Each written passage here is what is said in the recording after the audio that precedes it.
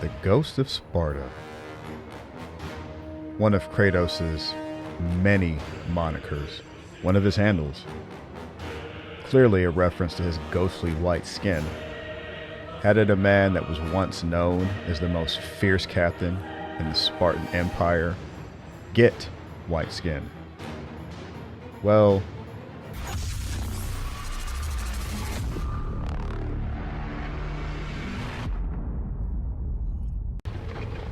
the path before Kratos was clear, but still, the memories came rushing back, as familiar and permanent as the blades chained to his wrists.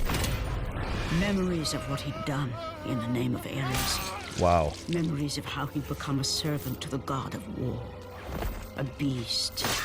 His humanity robbed and replaced only with the will to murder. No one was safe. Entire armies fell before Kratos. And the soldiers who followed him on his unending path of conquest. Goodness. All in the name of his master. Those who offered resistance of any kind were dealt with quickly. They've built this temple to offer prayers to Athena! This entire village stands as an affront to Lord Ares! Rallying the troops. Burn this village! Burn it to the ground! Athena being the other god of war. Emboldened by the god of war, Ares don't like her. Kratos' army was ruthless, feared throughout the world for their brutality. Damn. All that mattered was conquest in the name of Kratos, their great leader, who had become near invincible. He feared nothing. But there was something about this temple, something forbidden. Don't do it, Kratos. All his instincts told him he should never cross its threshold. Trust that instinct. Never step inside. Don't go inside. Beware, Kratos. The dangers in the temple are greater than you know.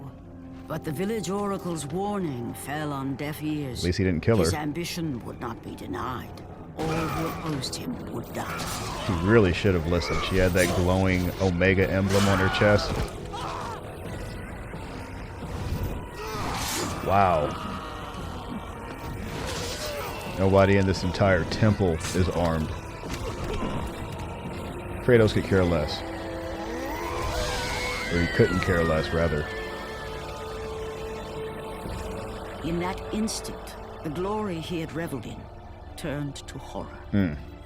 The image of his two final victims would stay with him for all his days.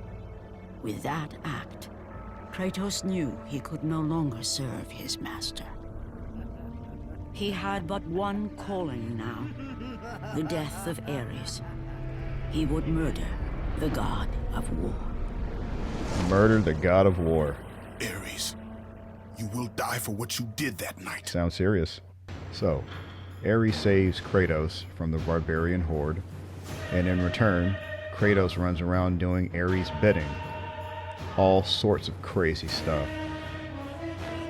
Taking down other armies, burning entire villages in the name of Ares, killing innocents. And in the midst of all this, Kratos does something so awful, so ugly, so terrible, that it gives him nightmares. And no matter what he does, he can't forget it. No way can he forget this. For how could he forget spilling the blood of his own family? A cruel trick orchestrated by the god of war. My wife, my child, how? They were left in Sparta. Gods are always doing this in Greek mythology. You are becoming all I'd hoped you'd be, Kratos. Now, with your wife and child dead, nothing will hold you back. The hell was Ares thinking? You'll become even stronger. You will become death itself. All But as powerful the flames consumed the and temple, all stupid he was. Kratos realized his true enemy was the god who once saved his life. The same god who had now taken everything from him. Ares! From this night forward, the mark of your terrible deed will be visible to all. The ashes of your wife and child will remain fastened to your skin, never to be removed. That's terrible. And with that curse, all would know him for the beast he had become. That's how it happened. His skin white with the ash of his dead family. The Ghost of Sparta had been born.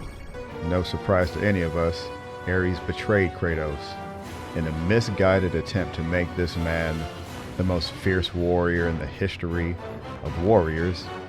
He ended up creating his best enemy. What was he thinking? It matters not. Kratos' family was burned to ashes, and those ashes were attached to his skin as a constant reminder of what he had done. Ares sure did step on the wrong rattlesnake here.